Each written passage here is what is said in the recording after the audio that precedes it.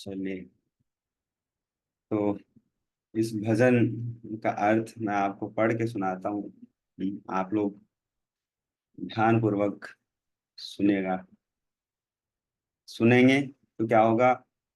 इसके जो अर्थ हैं, इसके जो भाव हैं, आपके कानों के माध्यम से आपके हृदय में प्रवेश होगा ना। हम लोग बोलते हैं ना कि क्यों नहीं भाव आता प्रभु जी हमारा, ना सच वाला असली वाला भाव क्यों नहीं आता, कब आएगा ऐसा जेन्युइन भाव जो हमारे आचार्य के हैं। क्योंकि हम लोग उतना प्रेम से उतना भाव से हम सुनते नहीं।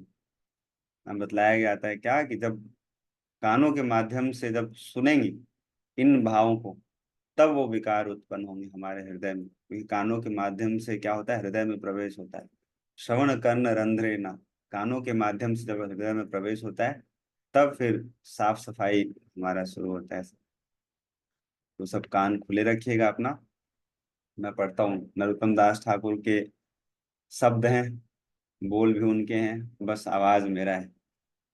तो ध्यान से सुनिएगा। हे गौरांग महाप्रभु, मैंने आपके श्री चरणों का भजन नहीं किया। अपनी लापरवाही से मैंने दिव्य प्रेम रतन धन को खो दिया है। उस प्रेम धन को त्याग कर मैं संसारिक नासवान विषयों के संग्रह में लगा रहा। इस प्रकार अपने ही कर्मों के दोष से मैंने स्वयं को संसार रूपी सागर में डुबो दिया है। मैंने सत्संग का परित्याग करके असत विषयों में रमता रहा, इसलिए मैं कर्मों के बंधन में फंस गया। इंद्र तृप्ति रूपी विषय विष का पान मैं निरंतर करता रहा, परंतु श्री गौरांग सुंदर की कीर्तन रस में मग्न नहीं हो सका। श्री नरोत्तम दास ठाकुर कहते हैं, श्री गौरांग के भजन बिना मेरे शरीर में किस सुख के लिए अब तक प्राण बचे हैं, मैं अभी तक मर क्यों नहीं गया। तो ऐसा भक्तों का भाव है। क्या है कि देखो, जब सब कुछ छोड़ छाड़ के हम बढ़िया से इंद्र तृप्ति कर रहे हैं ऐसा, लेकिन जब जिस दिन रियलाइज हो गया ऐसा उनको, तो उनको ऐसा दुख हो रहा है कि देखो क्यों मैं जिंदा हूँ, बताओ मेरा जीवित रहने का क्या फायदा है। फिर से ना मेरे को ऐसा याद आता है ना, जन्माष्टमी के पहले हम लोगों ने पढ़ा था कृष्णा बुक से, भगवान श्री कृष्ण का लीला पढ़ा था। उसमें गोपियों के बारे में हम पढ़ रहे थे। गोपियां बोलती है कि मैं जीवित किस लिए हूँ, जब हमारे आराध्य प्राणनाथ जब है ही नहीं। वो कहते हैं, गोपियां बोलते हैं क्या कि हम ऐसे जीवित हैं जैसे कोई क्या है, बिना प्राण के कैसे कोई जीवित रह सकता है। आश्चर्य है।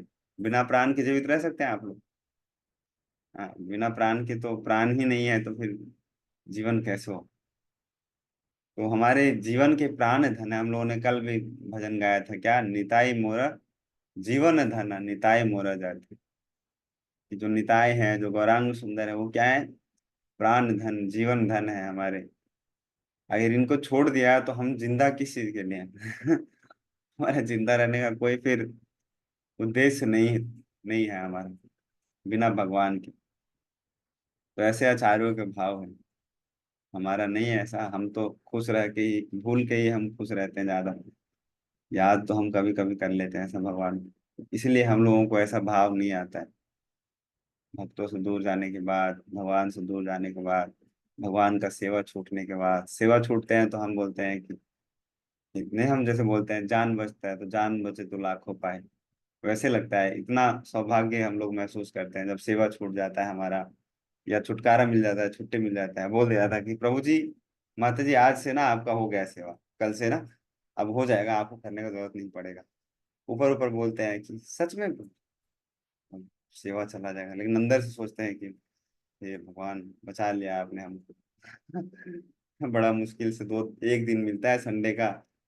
7 दिन तो ऑफिस वाले 6 दिन ले लेते हैं, एक दिन मिलता है तो मंदिर वाले ले लेते हैं।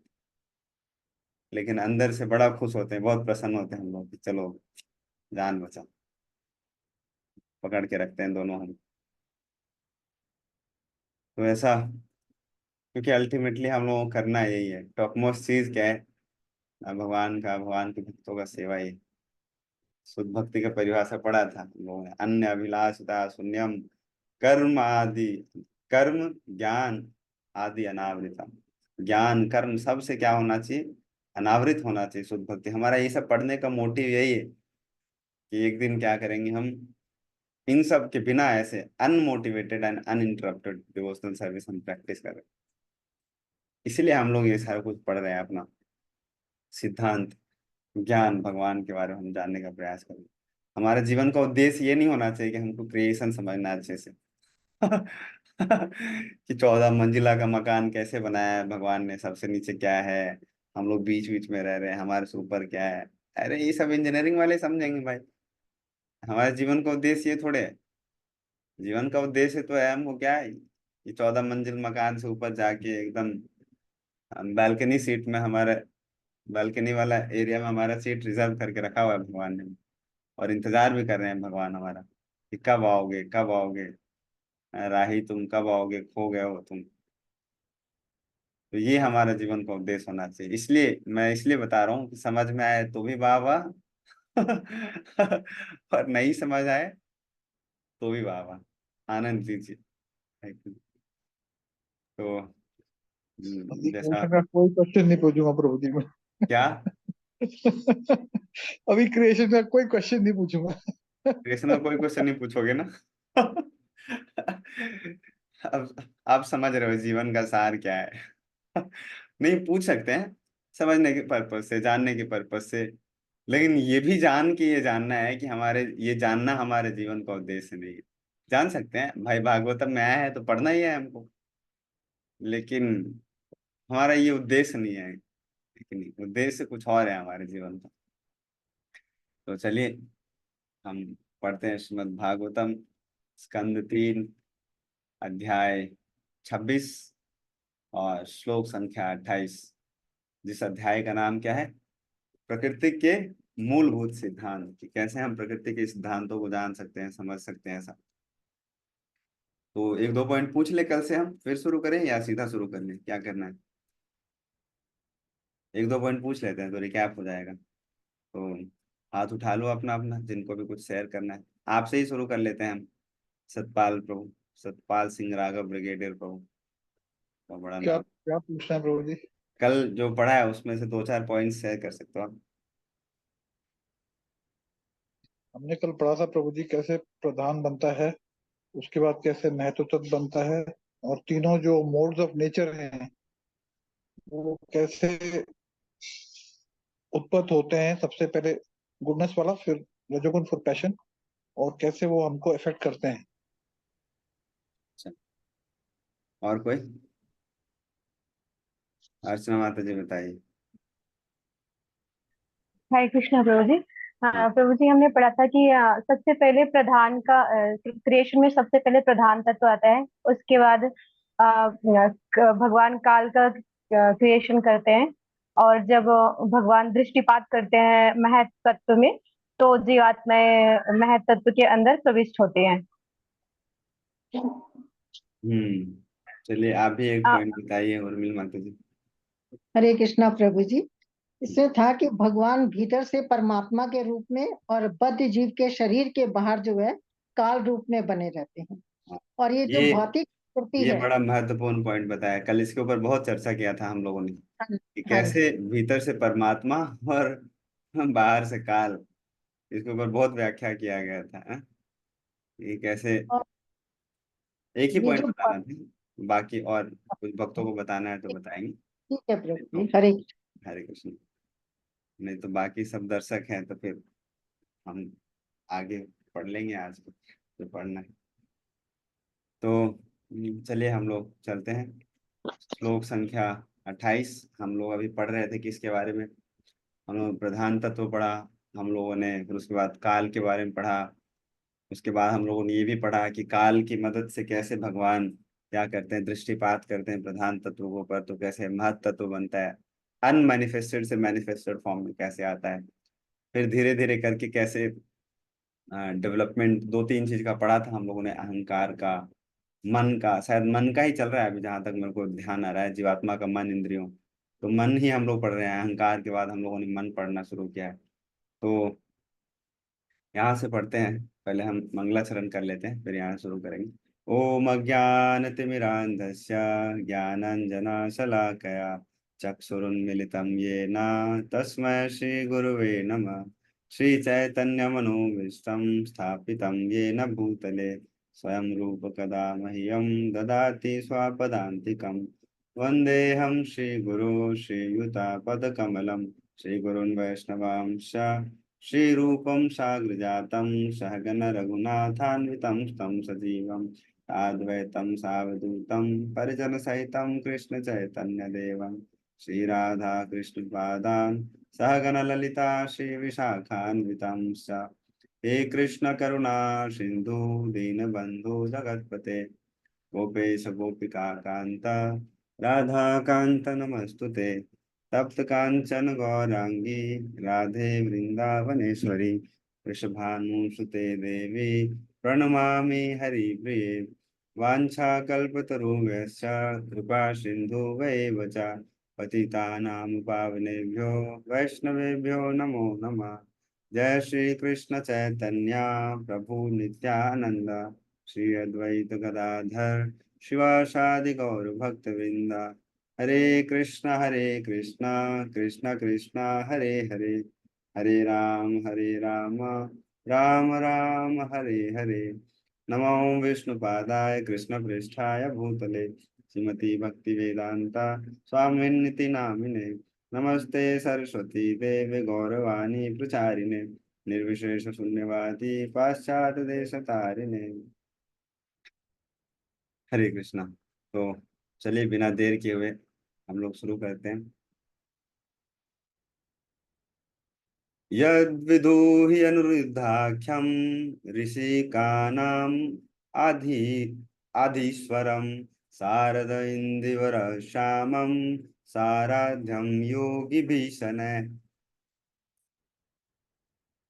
यहाँ पे क्या बतलाया जा रहा है? मन के बतलाया जा रहा है। क्या? यद विदुहि अनुरुद्धाख्यम। हम लोगों ने कल पढ़ा था कि कैसे हमारा जो मन है, मतलब कैसे तो नहीं पढ़ा, ये नहीं बताया, मैकेनिज्म तो नहीं बताया, इसमें सीधा सीधा बतलाया गया है कि जो विदु जाने जाते हैं, क्या मन के जो अधिष्ठ देव हैं वो क्या है? अनुरुद्धाख्यम।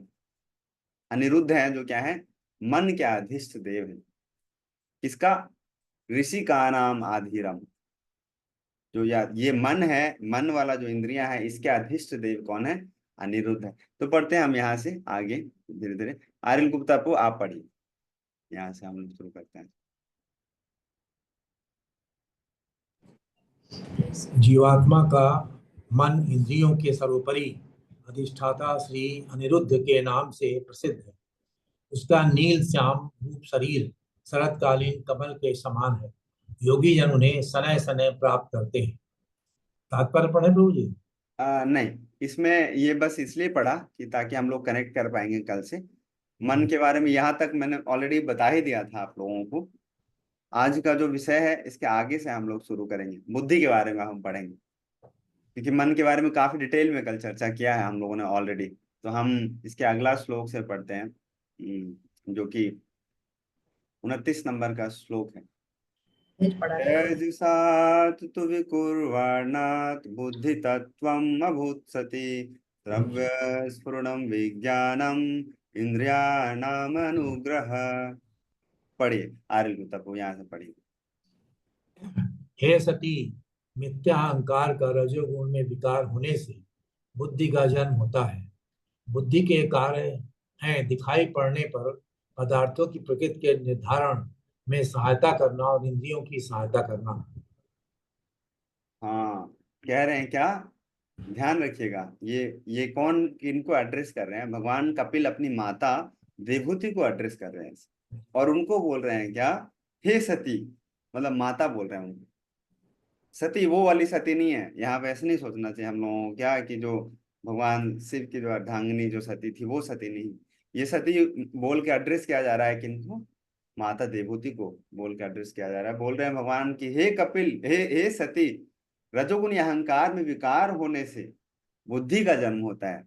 बुद्धि के कार्य हैं दिखाई पड़ने पर पदार्थों की प्रकृति के निर्धारण में सहायता करना और इंद्रियों की सहायता करना।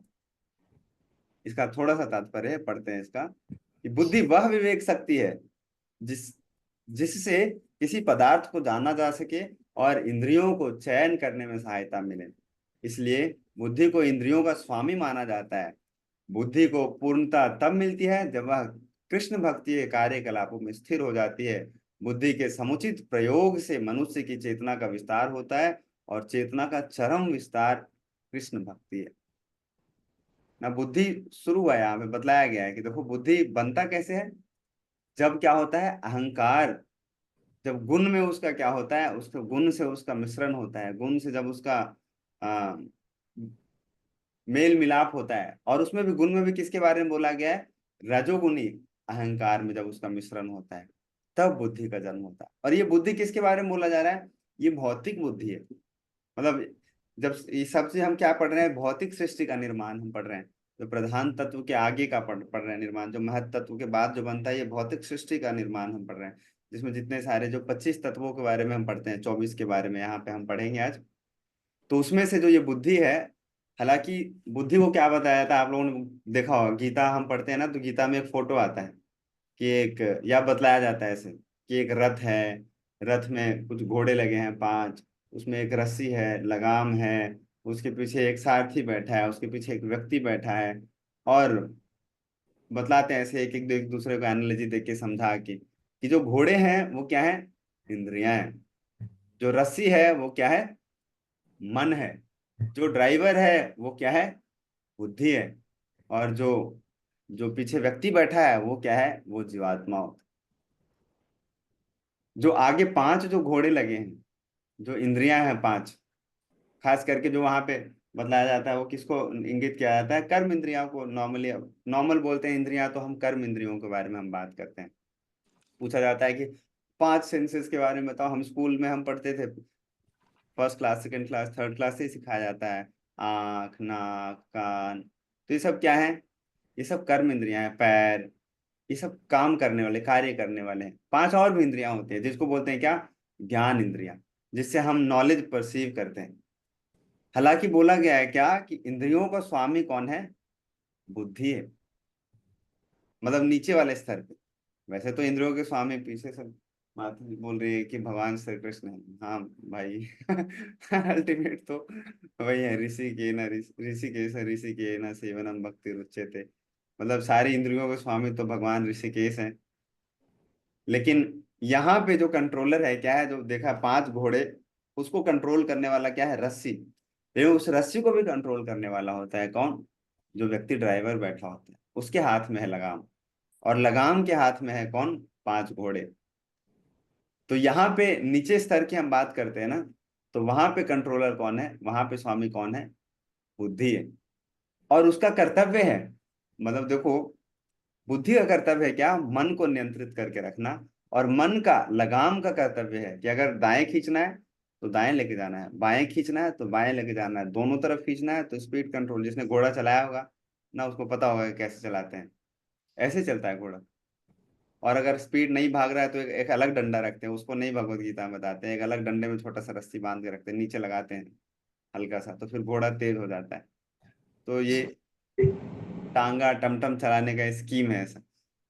तो यहाँ पे बुद्धि को बतलाया गया है क्या कि ये स्वामी है, और इसका कार्य क्या है, इसका कार्य है क्या कि हम लोगों को क्या गलत और क्या सही है, उसके बीच में क्या करके बताना, डिस्टिंग्विश करना। इसी से पता चलता है कि कोई बुद्धिमान है कि बुद्धिमान नहीं है। जो पागल व्यक्ति है, जिसके पास कम बुद्धि है, इसी चीज से पता चलता है क्या कि वो सही और गलत में कितना भेदभाव वो कर पाता है।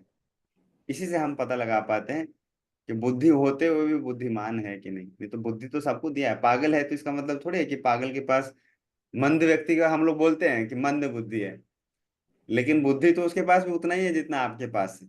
वो इस्तेमाल कम कर पाता है। हाँ, बाकी सारे लोग इस्तेमाल ज्यादा कर लेते हैं, है कि नहीं। तो आगे और पढ़ते हैं हम, थोड़ा सा और आगे। कौन पढ़ेंगे, सुप्रिया माता जी आप पढ़िए। हरे कृष्ण प्रभु जी। हम्म। संदेह विपरीत ज्ञान, सही ज्ञान, स्थिति तथा निद्रा ये अपने भिन्न भिन्न कार्यों से निश्चित किए जाते हैं और ये ही बुद्धि के स्पष्ट लक्षण है। तात्पर्य नहीं, ये इसमें बतलाया गया है क्या है कि बुद्धि के लक्षण, मतलब आपको जानना है कि मतलब भागवतम के हिसाब से कौन व्यक्ति बुद्धिमान है, कौन व्यक्ति बुद्धिमान नहीं है।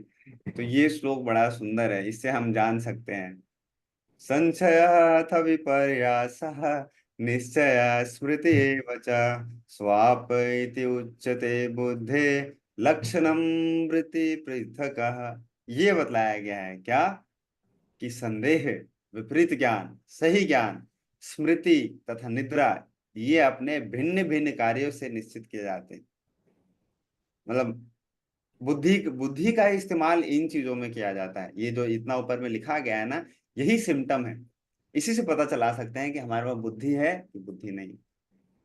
बोला गया, इसलिए भगवद गीता में बोला गया है क्या कि संशय आत्मा विनश्यति, कि हमेशा जो संशय में रहता है ना, वो क्या होता है, उसका विनाश होता है। ऐसा भगवद गीता में बोला गया है। जो बुद्धिमान व्यक्ति होता है वो हमेशा संशय में नहीं रहता।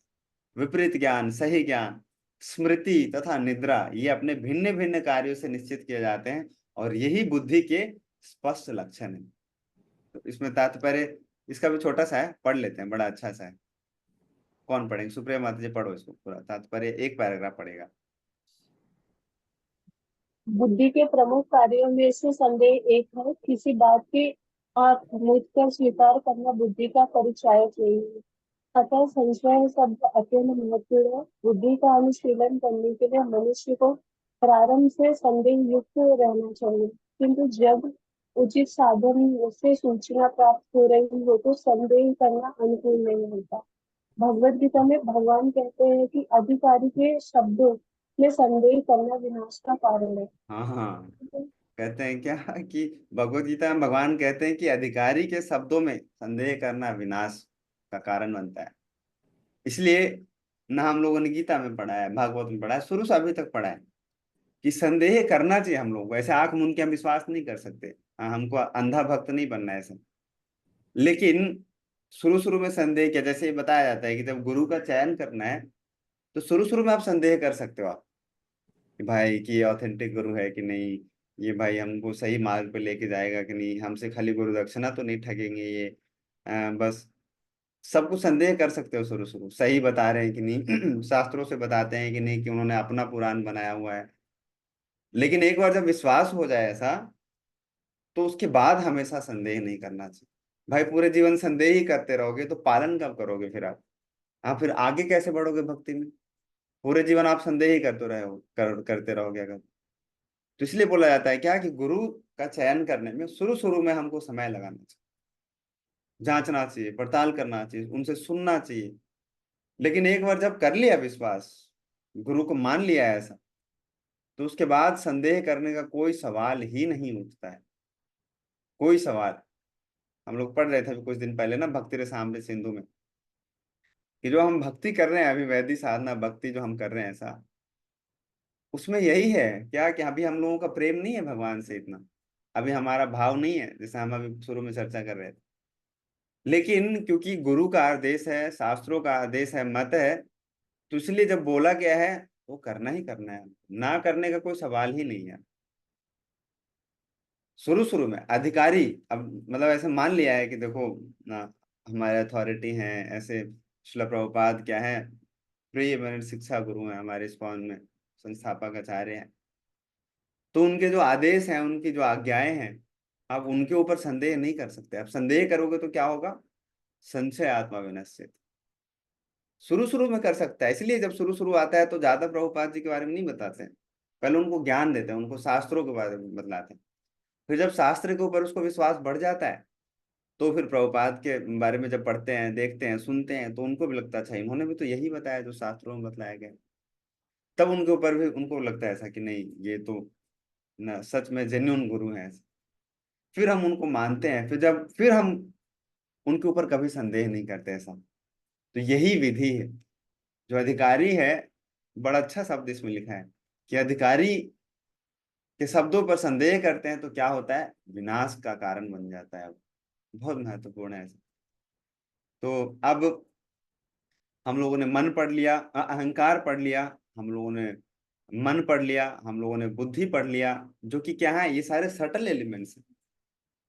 पढ़ा था हम लोगों ने कि देखो, जो जितना ग्रॉस होता है, जो ऊपर ऊपर का चीज है ना, वो ग्रॉस है।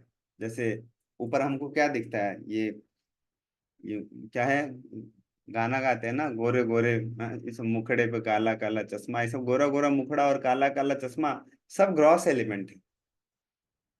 हाँ, इसलिए बोला जाता है क्या कि गोरे मुख पे गुमान नहीं करना चाहिए हम लोग, अहंकार नहीं। 4 दिन के बाद ढल जाएगा, तो फिर ये आप सूक्ष्म सूक्ष्म तत्व के ऊपर अहंकार कर सकते हो थोड़ा बहुत, ज्यादा नहीं। ये जो ये ग्रॉस है, जो क्या स्थूल शरीर है, उसके ऊपर तो बिल्कुल नहीं अहंकार करना चाहिए। 4 दिन की चांदनी है, फिर वही अंधेरी रात। फिर वही आप ऐसे डंडा लेके, फिर ऐसे झुक झुक के पीठ मुड़ जाएगा, हाँ, गाल नीचे आ जाएंगे, आपके बाल सफेद हो जाएंगे, 2 दांत निकल जाएगा, एक ट्रेन का खिड़की एक प्लेन का खिड़की बन जाएगा ऐसा। बड़ा वाला ट्रेन का खिड़की होता है, छोटा वाला प्लेन का खिड़की होता है, तो कुछ कुछ ऐसा बन जाएगा ऐसा।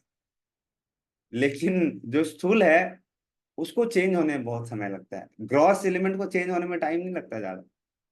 इसलिए बोला जाता है क्या कि शरीर के ऊपर ना कम ध्यान दो। मुनि लोग ज्ञानी लोग बतलाते हैं कि शरीर के ऊपर कम ध्यान देना चाहिए, बुद्धि के ऊपर, संस्कार के ऊपर, मन के ऊपर ज्यादा ध्यान देना चाहिए।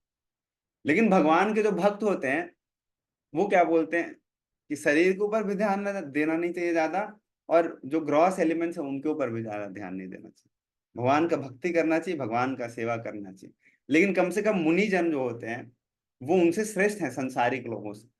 संसारिक लोग तो ना ये भूरा को गोरा बनाने में लगे रहते हैं पूरा दिन, कि कौन सा क्रीम लगा के भूरा से गोरा होगा। 5 देखा है आजकल दीवार पे 5 पुट्टी लगाते हैं, पहले एक लगाया, फिर दूसरा लगाया, फिर तीसरा लगाया, फिर चौथा लगाया, फिर 5वां लगाते हैं तो बोलते हैं हाँ देखो महाराज आपका अब कमरा तैयार हो गया है। तो हम लोगों को ऐसा नहीं करना है, हम लोगों को क्या करना है इसके ऊपर। इसलिए इसको क्या करना है, बदलना परिवर्तन करना आसान है बहुत ज्यादा। लेकिन जो अभी हमने पढ़ा है मन बुद्धि और अहंकार, इसको परिवर्तन करना इतना आसान नहीं है, बहुत मुश्किल है। हालांकि ये भी परिवर्तन होता है, परिवर्तनशील है। जो आत्मा है वो क्या है, वो वो इटर्नल चीज है, वो सनातन है, वो परिवर्तन नहीं होता उसमें। इसलिए भगवत गीता में बोला है कि क्या ना उसको, ना उसका जन्म होता है, ना जायते मृतः व कदाचिन नायम भूत्वा भविता भूयः। बोला गया है क्या कि ना उसको मार सकते हैं, काट सकते हैं, ना उसका जन्म होता है, ना मृत्यु होता है, कुछ नहीं होता है। बाकी सारा चीज क्या होता है, आता है और जाता है, जो ग्रॉस और सटल एलिमेंट सारे। लेकिन सटल एलिमेंट जिनके बारे में अभी हम लोगों ने पढ़ा है वो बहुत डिफिकल्ट है उसको ओवरकम करना। जैसे जैसे सटल होता जाता है, जैसे जैसे सटल होता जाता है, उसको डिटेक्ट करना ही मुश्किल है। तो अभी हम अब एंटर कर रहे हैं किधर, जब मन पढ़ लिया, इन ये पढ़ लिया, ग्रॉस सटल एलिमेंट्स पढ़ लिया, तो अब हम सेंसेस के तरफ, फिर धीरे धीरे 5 ज्ञान इंद्रियां, 5 कर्म इंद्रियां, फिर 5 तन मात्राएं, 5 जो स्थूल जो तत्व है जो बाहर से देखते हैं, क्या अग्नि जल वायु गगन समीरा, ऐसे कुछ पढ़ते हैं ना, इन हिंदी में बोलते हैं ऐसे, earth water fire air ether. उन उनसे रिलेटेड जो तन मात्राएं होते हैं, जो उनके जो सटल एलिमेंट, सटल जो क्वालिटीज हैं जो उनमें एग्जिस्ट करती, वो पढ़ेंगे हम ऐसा। 10 वो हो जाएंगे, 10 इंद्रियां हो जाएंगी, 20 हो गए। 3 अभी हम लोगों ने पढ़ लिया, मन बुद्धि अहंकार, 23 हो गए। एक आत्मा होता है, 24 हो गए। तो कहीं कहीं पे 23 तत्व बतलाया गया है, कहीं पे 24 तत्व बतलाया गया है, कहीं पे 25 तत्व बतलाया गया है, कहीं हम लोगों ने 16 भी पढ़ा था, कहीं 13 भी पढ़ते हैं, कहीं कहीं पे 28 भी मिलता है ऐसा। 28 तत्व, 28 एलिमेंट्स। तो ये एक बार हम लोगों ने पहले भी पढ़ा था जब दूसरा स्कंद पढ़ रहे थे, एक बार अब भी पढ़ रहे हैं जब हम तीसरा स्कंद पढ़ रहे हैं, एक बार और पढ़ेंगे हम थोड़ा सा जब 5वां स्कंद पढ़ेंगे।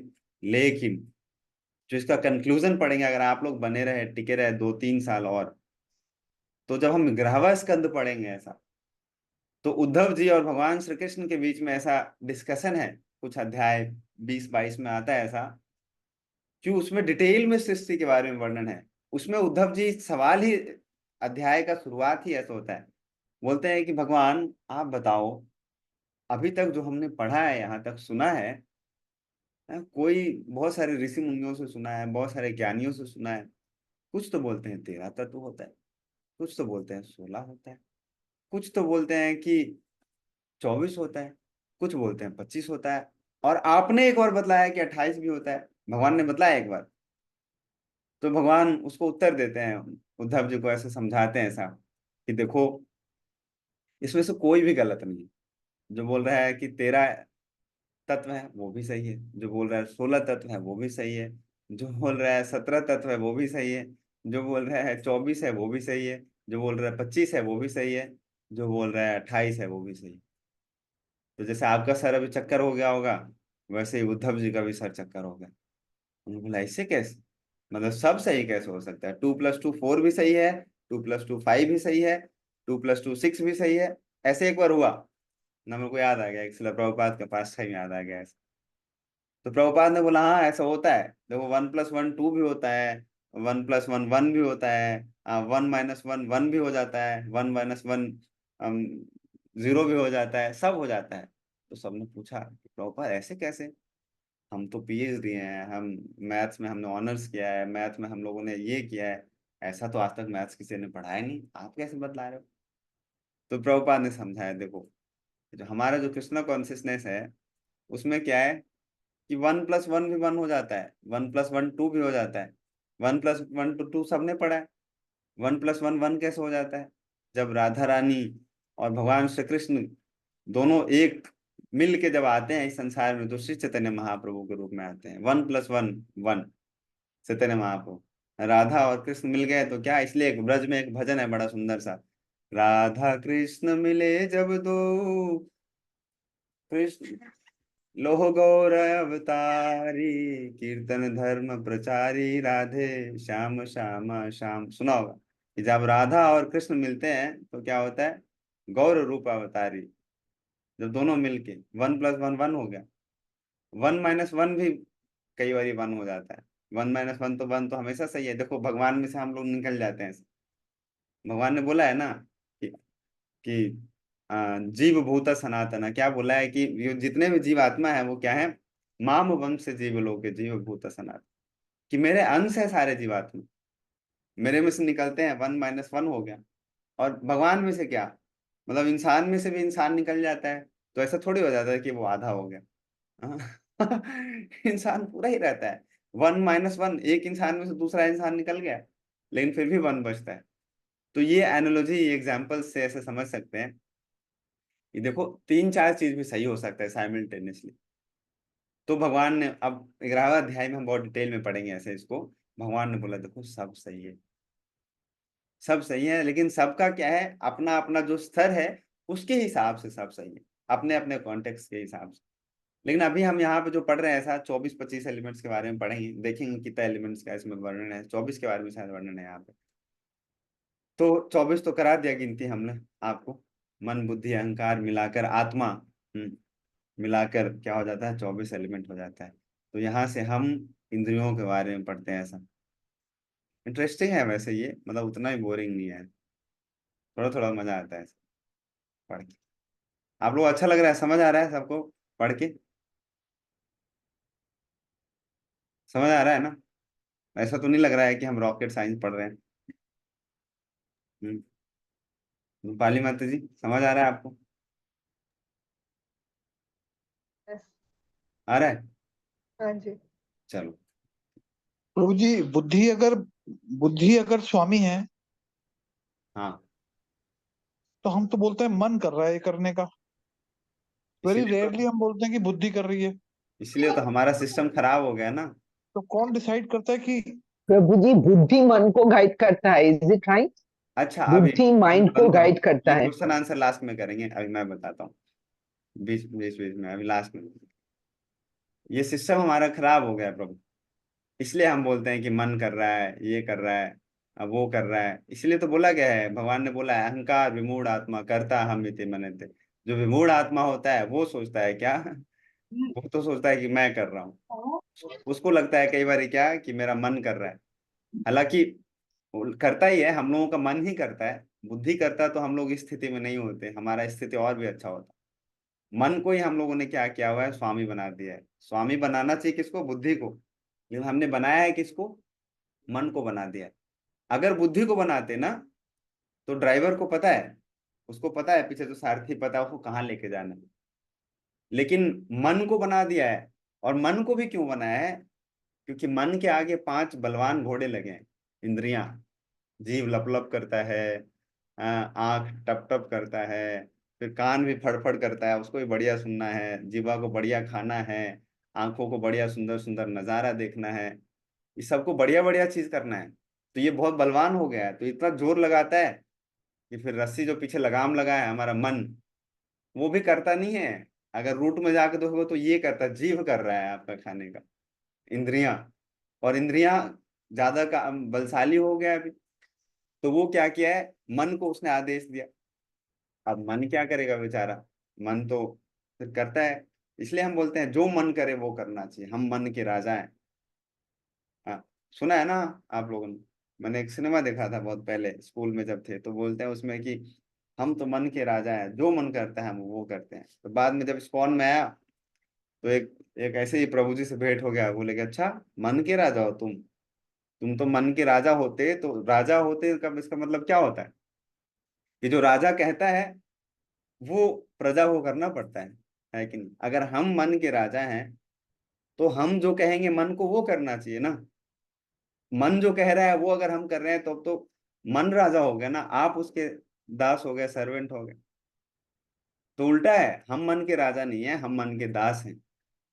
इसलिए जो मन करता है वो हम करते हैं, सही बात है, हम वो कर लेते हैं। इसलिए हम बुद्धि का इस्तेमाल ही नहीं करते हैं। बुद्धि ऊपर बैठा है अपने ऊपर वाले टॉप फ्लोर पे, लेकिन उसको हम संपर्क नहीं करते हैं, लेकिन करना चाहिए क्योंकि स्वामी वही है। नहीं तो फिर वही होगा, क्या है, बुद्धि रखा रह जाता है और मन गड़बड़ कर देता है। बुद्धि का हम इस्तेमाल नहीं करते, इसलिए सिस्टम खराब हो गया हमारा। तो चलिए हम लोग इंद्रियों के बारे में पढ़ते हैं कि कैसे इंद्रियां इतना बलवान है। पढ़िए, आप ही पढ़िए, कौन पढ़ेंगे, किन्होंने नहीं पढ़ा था? उर्मिल माता जी आप पढ़िए, आपका हाथ दर्द हो जाता होगा हर रोज, शुरू आगे रख। नहीं प्रभु, नहीं। हरे कृष्णा प्रभु जी। रजोगुणी अहंकार से 2 प्रकार की इंद्रियां उत्पन्न होती हैं, ज्ञान इंद्रियां तथा कर्म इंद्रियां। कर्म इंद्रियां प्राण पर और ज्ञान इंद्रियां बुद्धि पर आश्रित होती। हम्म। तात्पर्य पढ़ना प्रभु जी। ये, हाँ पढ़ लीजिए आप थोड़ा सा। पिछले श्लोकों में बताया जा चुका है कि मन सद्गुणी अहंकार की उपज है।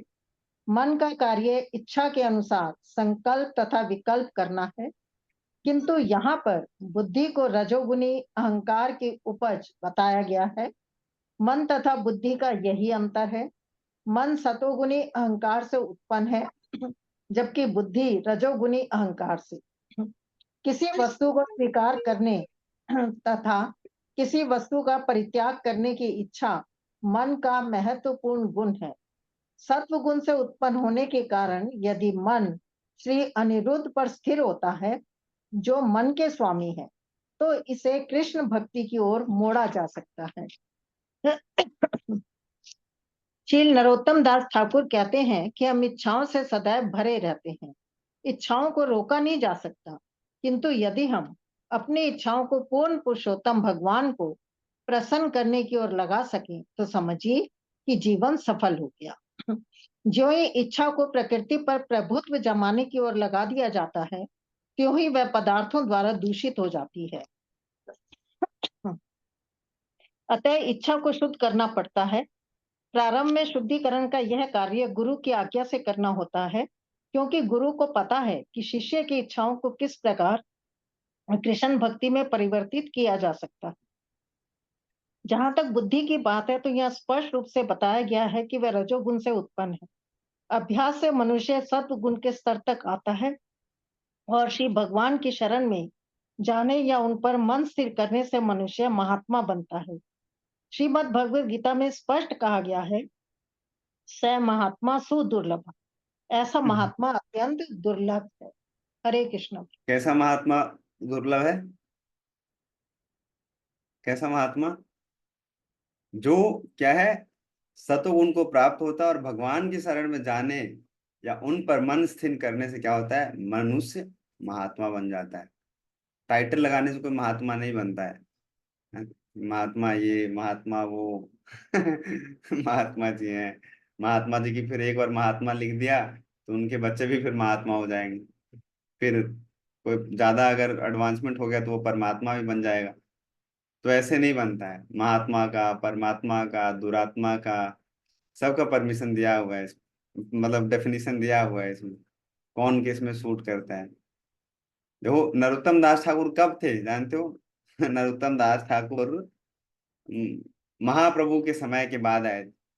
उस समय बताया था क्या कि मन क्या होता है, हमेशा इच्छाओं से भरा रहता है। उस समय बतलाया है नरोत्तम दास ठाकुर जी ने। अभी भी देखो इतना विज्ञान में सब कुछ शोध वोध करने के बाद बतलाते हैं क्या कि मन में बहुत सारे विचार आते हैं। सब ज्ञान है हम लोगों के पास पहले से ही ये सब। तो ये यहाँ पे हम यही पढ़ रहे हैं साहब कि जो शुरुआत में सबसे शुरू में पढ़ा था कि अहंकार, रजोगुणी अहंकार, तीन तरीके का जो गुण के बारे में उसमें से बतलाया गया। उसमें विशेष रूप से जो रजोगुणी है उसके क्या है, दो प्रकार से उससे क्या होते हैं, इंद्रियां उत्पन्न होती है, ज्ञान इंद्रियां और कर्म इंद्रियां। अगर मैं आपसे पूछूं कि ज्ञान इंद्रियां क्या है, कर्म इंद्रियां क्या है, तो पता नहीं कितने लोगों को याद होगा, शायद एक दो तो मैं भी भूल जाऊं वैसा। तो वो क्या है ये समझना इसमें ये है कि कर्म इंद्रिया जो है क्या है, वो प्राण शक्ति पर, और ज्ञान इंद्रिया क्या है, बुद्धि पर आश्रित होती है। क्यों इसमें महत्वपूर्ण है ये चीज समझना है कि क्यों ऐसा बोला गया है कि कर्म इंद्रिया प्राण शक्ति पर और ज्ञान इंद्रिया बुद्धि पर। मतलब जहां तक मेरे को याद आ रहा है, पढ़ा था मैंने, तो जो ज्ञान इंद्रिया है उससे क्या करते हैं हम, ज्ञान अर्जित करते हैं। इस कॉमन सेंस से वैसे समझ सकते हैं हम लोग। हम उससे बुद्धि, पूछ रहे हैं कोई भागवतम में कौन सा स्कंद है प्रभु जी? प्रभु जी या माता जी जो भी हैं, ये भागवतम का तीसरा स्कंद और 26 अध्याय और श्लोक संख्या जो भी चल रहा होगा, अभी चल रहा होगा 39 नंबर या ऐसा कुछ, 31 या 39 चल रहा है ऐसा। चलिए, आज आप पहली बार ये आपने पूछा है तो बता दिया गया है, 31 लेकिन चल पहले ही आके सुनना पड़ता है आप। तो क्योंकि ज्ञान इंद्रियों से हम क्या करते हैं, बुद्धि अर्जित करते हैं, मतलब ज्ञान अर्जित करते हैं हम, और उसका कनेक्शन सीधा सीधा क्या होना चाहिए, बुद्धि से होना चाहिए। इसलिए ज्ञान इंद्रियां जितनी भी हैं उसका कहाँ कनेक्शन होता है, किससे किसके ऊपर डिपेंडेंट होता है वो, बुद्धि के ऊपर। और कर्म इंद्रियां प्राण शक्ति पे है। क्यों? क्योंकि कर्म इंद्रियां क्या करती है, कार्य करती है। जो पैर है, हाथ है, जो हमारा जीवा है, जो हमारा जो जन इंद्रियां हैं, ये पांच क्या है, कर्म इंद्रियां। और दो दो ये पांच जो ज्ञान इंद्रियां हैं वो क्या है, पांच है। उसमें से आंख है जिससे हम देख के हम ज्ञान अर्जित करते हैं, कान है जिससे हम सुन के कुछ हम नॉलेज हम ट्रांसफर करते हैं अपने अंदर, फिर नाक है जिससे हम क्या करते हैं, स्मेल करके हम डिटेक्ट करते हैं, जिससे क्या है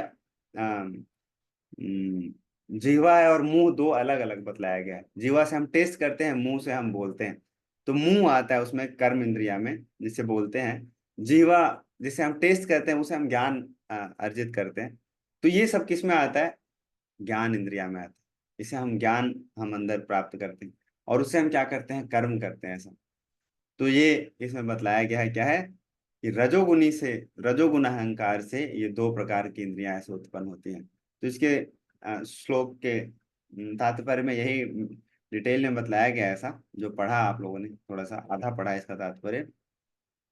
अब हम थोड़ा सा और आगे हम बढ़ते हैं ऐसा, क्योंकि अब पढ़ लिया इसमें ज्ञान इंद्रियां कर्म इंद्रियां, डिटेल में नहीं, ब्रीफली पढ़ लिया। तो अब हम कौन सा श्लोक है, 32 में हम चलते हैं ऐसा। कौन पढ़ेंगे, जोर से पढ़िए परमेश्वर प्रभु।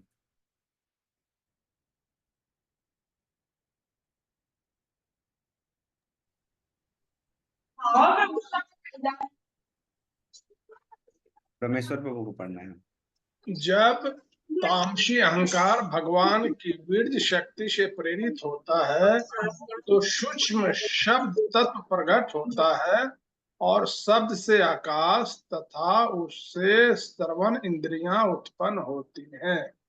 चलो, ये बड़ा अच्छा श्लोक है। इसका तात्पर्य पढ़ने का जरूरत नहीं है, मतलब प्रभुपाद जी का वैसे पढ़ना तो है, समय के हिसाब से अभी हम नहीं पढ़ते हैं इसको। मैं ऐसे ही समझाता हूँ, बड़ा अच्छा श्लोक है ये। इस श्लोक में सबको समझ आएगा, बड़ा अच्छा आएगा, मजा आएगा अगर समझोगे, अगर ध्यान से। तो इस श्लोक में बतलाया गया है क्या कि जब तामसी अहंकार, तामसी मतलब क्या है, तमोगुण अहंकार, भगवान की वीर काम शक्ति से क्या होता है, प्रेरित होता है, तो सूक्ष्म शब्द तत्व प्रकट होते हैं। और ये शब्द ये अगला पढ़ दिया मैंने, क्या है, आकाश तथा उससे श्रवण इंद्रियां उत्पन्न होती हैं। हम लोगों ने इसके पहले वाला पढ़ा था शायद, नहीं यही पढ़ा था। और इसके आगे का एक श्लोक और पढ़ लेते हैं हम साथ साथ में, हम फिर सीधा एक बार में हम चर्चा करेंगे। इस श्लोक में ये बतलाया गया है, अब हम सीधा सीधा कहाँ आ रहे हैं, हम सीधा ग्रॉस एलिमेंट्स पे आ रहे हैं हम। जो अब हम लोगों ने देखो ऊपर का जितना है ना सटल एलिमेंट्स और इंद्रियां हैं, ये सारा हम लोगों ने पढ़ लिया। सटल एलिमेंट्स क्या क्या पढ़ा हम लोगों ने, मन, बुद्धि, अहंकार, ये 3 चीज पढ़ लिया। फिर इसके बाद हम लोगों ने क्या पढ़ा, इसके बाद हम लोगों ने पढ़ा जो ज्ञान इंद्रियां, कर्म इंद्रियां, ये सारा हम लोगों ने पढ़ लिया। अब हम कहाँ जा रहे हैं, अब हम जा रहे हैं उससे और ऊपर आ रहे हैं ग्रॉस एलिमेंट्स की तरफ, अर्थ, वाटर, फायर, एयर, ईथर, और उसके जो तन मात्राएं होते हैं, तन मात्राएं उससे संबंधित है, उसके तरफ हम बढ़ने वाले हैं। और ये आगे का कुछ श्लोक तक, आगे का मैं बता रहा हूं, आगे का कहाँ तक, 46 नंबर श्लोक तक इसी का वर्णन है। तो 46 नंबर श्लोक तक हम अलग से नहीं पढ़ेंगे ऐसे एक एक करके, मैं आपको समरी सुना देता हूँ, क्या कहते हो? एक बार में सारा 46 नंबर जो श्लोक है उसका समरी सुनाता हूँ, आप ध्यान से सुनेंगे। अगर आप नोट वोट कर लोगे, डायग्राम बना लोगे थोड़ा सा, तो आपको याद रह जाएगा सारा पूरा 46 श्लोक तक। यहाँ से 32 नंबर श्लोक से 33 नंबर श्लोक से, एक्सीडेंट हो रहा है यहाँ पे, 46 नंबर श्लोक तक यही सीक्वेंस चल रहा है, ऐसा क्रोनोलॉजी चलेगा पूरा। ये एक एक जो ग्रॉस एलिमेंट्स हैं और उसके जो इफेक्ट्स हैं, जिसको हम तन मात्राएं बोलते हैं, वो हम पढ़ेंगे ऐसा। तो ध्यान से सुनिएगा, नोटबुक और पेन ले लो। मैं आपको बता रहा हूँ धीरे धीरे करके। ये क्या है, सबसे पहले बतलाया गया है, भगवान बोलते हैं क्या, कि जो लोग विद्वान हैं और वास्तविक ज्ञान से युक्त हैं, वे शब्द की परिभाषा इस प्रकार करते हैं, अर्थात वह जो किसी पदार्थ के अर्थ विचार को वहन करते हैं, ओट में खड़े वक्ता की उपस्थिति को सूचित करता है और आकाश का सूक्ष्म रूप होता है। जैसे आकाश क्या है ना, सबसे जो 5 जो ग्रॉस एलिमेंट्स हैं उसमें पढ़ते हैं ना, क्या है, अर्थ है, वाटर है, फायर है, एयर है, ईथर है 5वां। जो ईथर का मतलब क्या होता है, ईथर का मतलब जो स्पेस जिसको बोलते हैं, आकाश जिसको बोलते हैं। आवाज नहीं आ रहा है प्रभु जी। आवाज नहीं आ रहा है? जी नहीं, आवाज नहीं आ रहा है। आप थोड़ा सा नहीं एक बार नहीं, ठीक क्लियर कर आवाज, लीजिए। आवाज क्लियर है, क्लियर है हाँ आवाज आप तो। लोग प्रभु जी आवाज ओके है?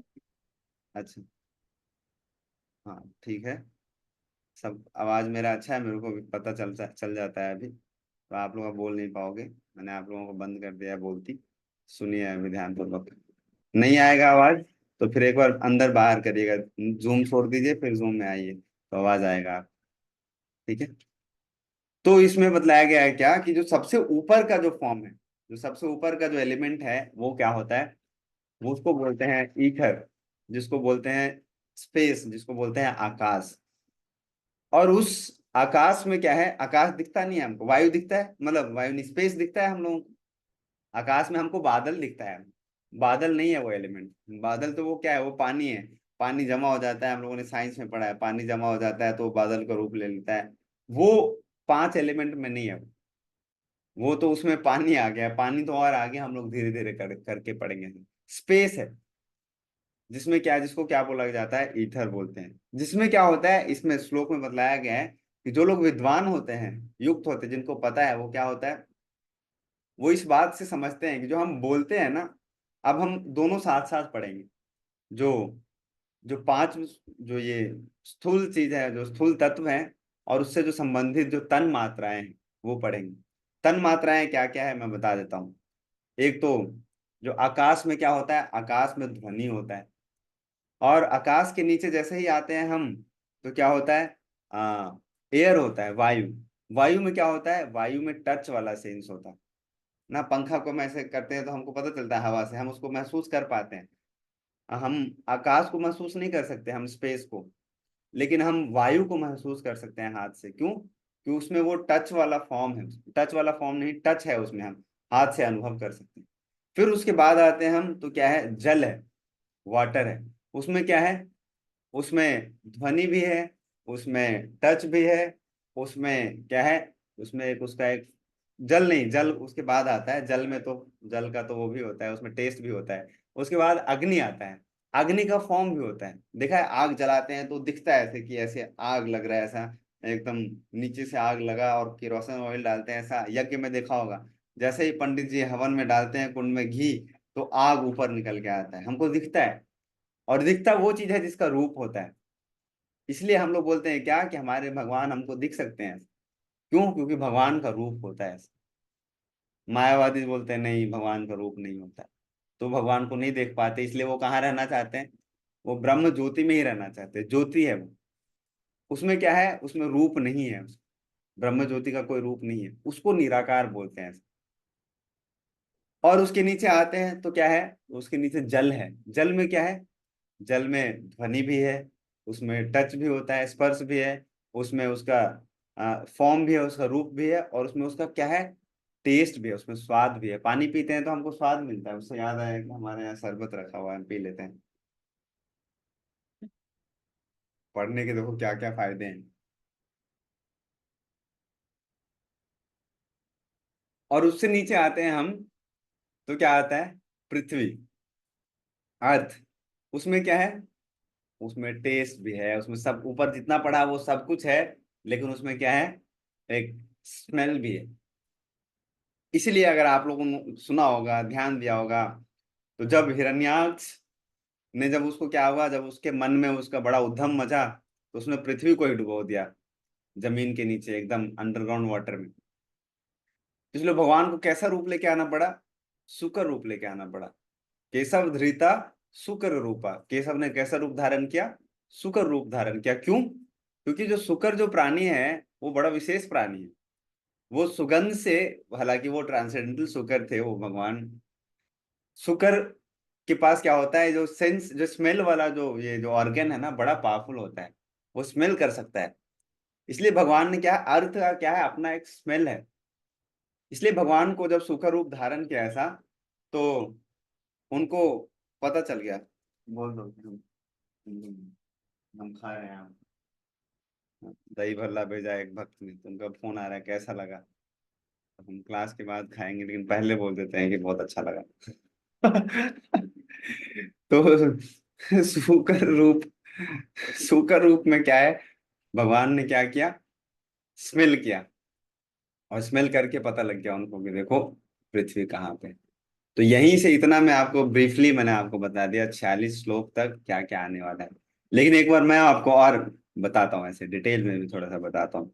ये समझेंगे तो ये बड़ा आसान है, और बहुत अच्छा लगेगा फिर आपको समझ के। बहुत सिंपल भी है, सरल है। ड्रॉ करने का होता तो कोई ड्रॉ करके दिखाता, लेकिन मेरे पास अभी है नहीं ऐसा कुछ। सब ध्यान से सुनिएगा, 2 मिनट और लूंगा, इसके बाद ये पूरा खत्म हो जाएगा। 46 लोग तक एक बार में हम जंप कर जाएंगे, 32 से लेकर 46 तक। हाँ, कदम कदम नहीं चलना पड़ेगा ऐसा। पौड़ी पौड़ी चढ़ता जा, और क्या जय माता दी करता जा। हम पौड़ी पौड़ी नहीं चढ़ेंगे, चढ़ेंगे जय माता दी नहीं करेंगे, हम सीधा हरे कृष्णा बोलेंगे, और सीधा एकदम गोलोक वृंदावन धाम पहुंच जाएंगे एक बार में एकदम। है कि नहीं? एक एक श्लोक करके नहीं, सीधा 46 पे पहुंचा देते हैं आपको। सांप सीढ़ी वाला खेला है ना, तो ये सीढ़ी मिल रहा है आपको। एक बार ऐसे ऐसे करके फेंको पासा, अभी पहुंच जाएगा सीढ़ी के नीचे, फिर सीधा एकदम ऊपर पहुंच जाएंगे 46 नंबर श्लोक तक। तो इसमें यही बतलाया गया है क्या, कि जो जो आकाश है, आकाश का स्पेशल क्वालिटी है, जो तन मात्रा उससे जो संबंधित है वो क्या है? वो ध्वनि है। और उसके बाद, आकाश के बाद क्या है? आकाश के बाद जो वायु है, इसके बड़े बड़े तात्पर्य हैं, आप लोग पढ़िएगा घर पे जाके ऐसा, कि समस्त जीवों को उनके बाह्य तथा आंतरिक अस्तित्व के लिए अवकाश, स्थान प्रदान करना, जैसे कि प्राण वायु, इंद्रियां एवं मन का कार्य क्षेत्र, ये आकाश तत्व के कार्य का लक्षण है। इसमें यह भी बतलाया गया है कि वो वहां पे क्या क्या होता है, वहां पे हम किस किस चीज को हम, वो स्टोर हाउस है कहाँ कहाँ, किस किस चीज को स्टोर करते हैं। लेकिन समरी में आपको बतलाता हूँ, ऐसा पढ़ेंगे तो ज्यादा बहुत डिटेल हो जाएगा ऐसा। कि सबसे पहले क्या है? आकाश। आकाश का जो स्पेशल क्वालिटी है वो क्या है? ध्वनि, जो तन मात्रा है। उसके बाद आते हैं हम, आकाश के बाद तो आता है क्या? वायु। वायु में क्या है? ध्वनि भी है, और क्या है? स्पर्श भी। लेकिन दोनों है, लेकिन बतलाया गया है ऐसा, भगवान कपिल अपनी माता देवहूति को इसमें बतला रहे हैं कि हालांकि उसमें दोनों है, लेकिन जो उसका जो विशेष गुण है वो क्या है, वो स्पर्श है। क्योंकि जो ध्वनि है वो उसके ऊपर ही पाया जा चुका है। फिर उसके नीचे आते हैं तो क्या है, अग्नि है। अग्नि क्या है, अग्नि में क्या आता है, उसमें रूप होता है, उसमें ध्वनि भी होता है, उसमें स्पर्श भी होता है। जब हम छूते हैं अग्नि को तो हाथ जलता है ना, जलता है ना। इससे पता चलता है क्या, कि उसमें स्पर्श भी। और क्या है, और उसका फॉर्म तो मैंने एक्सप्लेन किया कि वो दिखता ही है, लेकिन उसका स्पेशल जो क्वालिटी है अग्नि का, वो क्या है, फॉर्म है, रूप। फिर उसके बाद हम आते हैं तो क्या है, जल है। फिर उसके आगे पृथ्वी है। जल में क्या है, जल में ऊपर का सारा कुछ है, ध्वनि भी है, स्पर्श भी है, उसमें उसका रूप भी है, उसमें स्वाद भी है, टेस्ट भी है। लेकिन इसका स्पेशल क्वालिटी क्या है, इसका स्पेशल क्वालिटी टेस्ट। फिर उसके बाद जब हम और नीचे आते हैं और ग्रॉस एलिमेंट में आते हैं तो क्या है, पृथ्वी। पृथ्वी में वो पांचों पांचों तन मात्राएं, उसमें ध्वनि भी है, उसमें स्पर्श भी है, उसमें रूप भी है, उसमें स्वाद भी है, और उसमें क्या है, उसमें उसका गंध भी है। पांचों तन मात्राएं। तो हमारा कितना एलिमेंट हो गया, हम लोगों ने 24 एलिमेंट पढ़ लिया। हाँ, 5 तन मात्राएं, 5 स्थूल, स्थूल जो तत्व है, 5 कर्म इंद्रियां, 5 ज्ञान इंद्रियां, 20 तो ऐसे हो गए, मन बुद्धि अहंकार 23 हो गए, और एक क्या है, एक जीवात्मा।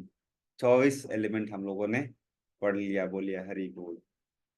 बोल नहीं पाओगे आप, हमने मुंह बंद कर दिया आपका, अपना अपना बोल लीजिए। तो क्या कहते हैं, आज के लिए इतना ही रखना है कि आज आगे भी पढ़ते हैं। मेरे को लगता है ये अच्छा एक सेक्शन तक हम लोगों ने पढ़ लिया है, इतना ही रखते हैं। अगर कुछ प्रश्न उत्तर है तो वो ले लेते हैं, नहीं तो फिर अगली बार मिलेंगे हम लोग। अब हम आपको खोल देते हैं, अब आपका बोलिए ब्रिगेडियर को। प्रभु जी, वो मेरा क्वेश्चन अधूरा रह गया। आपने बताया कि हमने हमने मन को या बुद्धि को, जैसे भी आदमी की वो है, उसको किंग या मतलब उसको मास्टर बना दिया। हाँ, ये हमने कौन है? हम तो हम हैं। हमने मतलब क्या, सोल क्या, कि कौन है वो हमने? वो हम क्वेश्चन मतलब, वो हम मतलब हम ही हैं प्रभु। हम मतलब, हम का मतलब क्या है, आत्मा, जीवात्मा। पर जीवात्मा तो आपने बोला वो तो करता ही नहीं कुछ, वो तो इटर्नल है, वो तो नहीं कर सकता। सब कुछ तो वैसे भगवान ही करते हैं, परमात्मा करते हैं सब।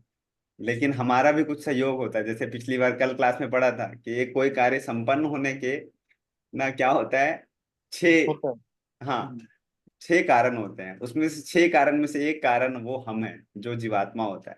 कम से कम इच्छा तो करता है ना। तो वो ही हम है जो जीवात्मा है। वही क्या होना चाहिए, वही गाड़ी में जो सबसे पीछे सीट पे बैठा हुआ है वो व्यक्ति वो होना चाहिए। फिर उसके बाद बुद्धि मन अहंकार इंद्रियां सब बाद में आता है, ये सब। समझ गए? क्यों प्रभु? हरे कृष्ण। ठीक है, उषा माता जी आप बताइए। हरे कृष्ण प्रभु जी, दंडवत प्रणाम। जोर से बोलना पड़ेगा आज, पता नहीं क्यों मेरे को आज आप लोगों का आवाज कम आ रहा है आज। हरे कृष्ण प्रभु जी, दंडवत प्रणाम। ठीक है धन्यवाद, प्रभु जी। प्रणाम। हाँ, प्रभु जी, जैसे आपने बताया 1 - 1 इज ऑल्सो इक्वल टू 1।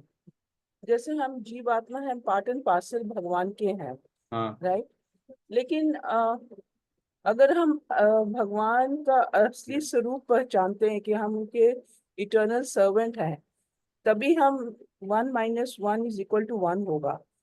लेकिन हम अगर उनसे अलग अपने आप को समझते हैं, तो तब पर भी 1 - 1 1 होगा क्या प्रभु जी? अलग मानते हैं तब तो 0 हो जाओगे फिर। जीरो हो जाओगे ना, वही है ना। और क्या। हमें अपना असली स्वरूप तो वो मानना ही पड़ेगा, भजन पढ़ा तभी था हम। ना कि भगवान के बिना हमारा क्या अस्तित्व है, हमारा कोनो गति नहीं, हमारा कोई गति नहीं है, हम शून्य हैं। फिर हम शून्यवादी हो गए, हमारा कोई कोई वैल्यू नहीं। मैथमेटिक्स फेल हो गया वहाँ। हम्म। प्रभु जी, ये जो इतना आपने सब टेक्निकलिटी में मत जाइए, नहीं तो बहुत सारे लोग कंफ्यूज हो जाएंगे, ऐसा फिर वो जोड़ प्रभु जी, घटाव जो बढ़ आपने ये जाएंगे। सब समझाया ना, बहुत अच्छा से समझाया। क्या मैंने पढ़ा था, लेकिन उतना नहीं समझाया था कि जैसे आपने बोला कि अर्थ है उसमें जो 5 एलिमेंट्स है, पहले वाले के सारे प्रेजेंट है, लेकिन मुझे लगा था ओनली स्मेल है। आज का तो स्थिति बताऊं मेरा क्या है ना, जी इंटरनेट प्रभु पे जी। एक ऐसे गुरु आजकल घूमते हैं जो बोलते हैं कि मैं गीता पढ़ता नहीं हूँ फिर भी मेरे को ज्ञान है, फिर भी मैं आपको गीता सुना सकता हूँ। तो आज का स्थिति मेरा वैसा ही था ये पढ़ा नहीं है अच्छे से, लेकिन फिर भी हमको ज्ञान हो गया है, नहीं लेकिन सुना है नहीं मैंने। प्रभु, जो आपने बोला है वो सही बोला है प्रभु जी, लेकिन आपसे थोड़ा विनती करूंगी, इसका थोड़ा डायग्राम या कुछ बना देंगे ना प्रभु आज जी। बना के तो भेजता हूँ मैं आपको। आज ये कोई बात नहीं, कभी भी बना के आप भेजो तो हमारे लिए वो फिट हो जाएगा दिमाग हाँ में। हाँ एकदम हम फिट और कर। इतना याद नहीं रहता और कभी कभी लेक्चर्स में नहीं मिलते, तो अगर आप डायग्राम बनाए तो हम सबके लिए बिल्कुल, बहुत अच्छा होगा मेरे प्रभु को जी। बड़ा अच्छा लगता है, शौक है है गुरु ना। जी वाला, पढ़ लिख के एकदम बना के करके सब कुछ करने का। तो आपको सॉरी भेजेंगे प्रभु एक जी, बार। आपको तो बहुत आपके तो सेवाएं बहुत होती हैं, लेकिन इसे देखिए अगर हो सके। आपके ऊपर कृपा हरे करने के कृष्ण। लिए वैशाली माता जी ने भेज दिया ऐसा एक हाँ ये नहीं वाला बना तो हुआ है, रथ हाँ वाला हाँ। यात्रा, रथ वाला फोटो। तो मैं आपको डायग्राम बना के आप लोगों को शेयर कर दूंगा 1-2 दिन में, जब समय मिलेगा आपको थोड़ा सा। जी प्रभु जी, बहुत बहुत ठीक है, धन्यवाद प्रभु जी। हरे कृष्णा, धन्यवाद प्रभु। पूर्वी माता जी आपको प्रश्न है या कुछ आपको बताना है, शेयर करना है? जी, प्रश्न है एक छोटा सा प्रभु जी। जैसे आपने अग्नि में बताया, उसमें ध्वनि भी होती है, टच भी होती है और आकार भी होता है। तो टच और आकार का तो ठीक है, समझ आ गया, ध्वनि कैसे होती है? ध्वनि कैसे होता है, आप कभी ना उसमें कान लगा के सुनिएगा आग के अंदर जाके अच्छा। अगर सुन पाओगे तो आपको ना माता जी, हवन के टाइम पे सुनना अच्छी तरह सुनाई देता है। नहीं, आप एक्सपेरिमेंट करिए थोड़ा, अच्छा कान लगाना नजदीक, कुछ मतलब फायर प्रूफ लगा के कान में, मतलब ये मत हम्म, बोलिएगा कि राघव उत्तम प्रभु ने बोला था अगर कान जल जाए तो, मतलब अपना सवारी अपना सामान का सुरक्षा स्वयं करें। लेकिन अगर ये चेक करना है तो कान लगा के देख लीजिएगा, ऐसा उसमें होता है ध्वनि। ठीक है ठीक प्रभु है, जी। हरे ब्रह्मेश्वर हरे। प्रभु बताएंगे, बताइए। प्रभु जी, ये जो सभी एलिमेंट्स में सबसे इम्पोर्टेंट तो अहंकार ही है, जो समझ में आया कि चूंकि अहंकार का ही कॉम्बिनेशन जब डिफरेंट हाँ, मतलब गुण से होता है तो सारे चीज उससे निकल रहे हैं जैसे। सीनियर है ना, उसका सबके ऊपर प्रभाव है, सबसे पहले आया। हाँ, तो और फिर अहंकार कहाँ से उत्पन्न हुआ, मैं कह रहा हूँ मेरा क्वेश्चन फिर वही कल वाला पे ही जा रहा है, मेरे को क्रेडिट ही नहीं आया। अहंकार बोलता कहाँ से आ रहा है, बोला अहंकार महत्व तत्व से भौतिक अहंकार उत्पन्न होता है।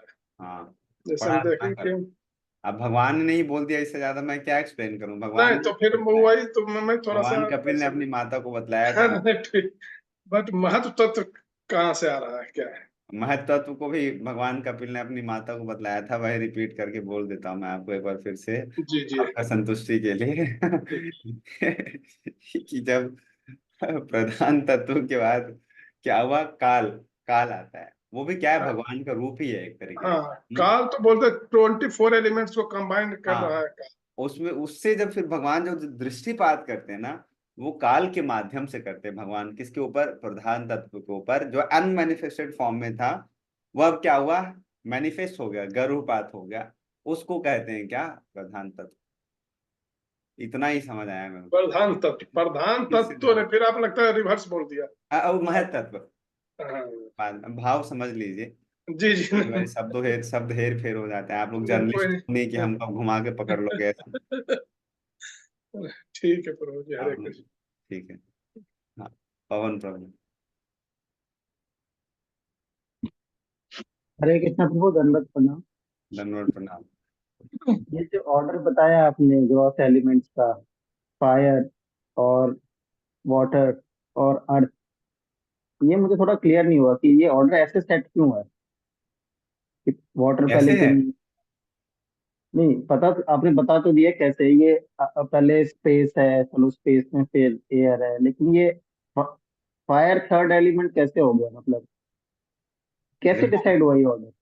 कैसे, मतलब ये तो कैसे का लॉजिक? देखो, सृष्टि लॉजिक करने क्या है, वाले लॉजिक? भगवान हैं, तो सेट तो भगवान ने ही किया है। मैं ये बता सकता हूँ, एक्सप्लेन कर सकता हूँ उसको कि कौन किसके बाद क्या आया और वो क्यों आया, ये भी बतलाया। जो 5 तन मात्राएं हैं, वो क्योंकि उसमें वो गुण था ना, तो उसके बाद वो 4 चीज, एक एक पहले में 1 है, दूसरे में 2 है, तीसरे में 3 है, चौथे में 4 है, पांचवे में 5 है। तो वो बीच में इसलिए आया होगा, ये इसलिए होगा ही बोल रहा हूँ, और भी कारण रहा होगा, भगवान का इच्छा है भाई, क्योंकि उसमें तीन तीन तन मात्राएं हैं ऐसा, तो उसको बीच में डाल दिया ऐसा। फिर उसके बाद वाले में 4 है तो उसको चौथे नंबर पर डाल दिया होगा, उसके अगले वाले 5 है तो उसको 5वें नंबर पर डाल दिया होगा। वैसे बच्चा वाला बुद्धि लगाओगे तो सिंपल सिंपल ऐसे समझ सकते हैं। अब बाकी अब फिर ज्यादा घुसेंगे तो फिर उतना हमको तो नहीं ज्ञान है। हाँ, ये जैसे फायर है, ये मिडल में इसकी प्रायोरिटी है, हाँ इतनी प्रायोरिटी कैसे होगी इसकी, मतलब जिसमें कम इतना तन ज्यादा मात्रा है यूज। प्रभु जी, वो मेरे ख्याल से वो ज्यादा सटल है, और सटल से ग्रॉस की तरफ जाते हैं। जिसमें ज्यादा तन मात्राएं होती हैं वो कम subtle, they are less subtle, है ना, ऐसा कुछ है। ये सही है।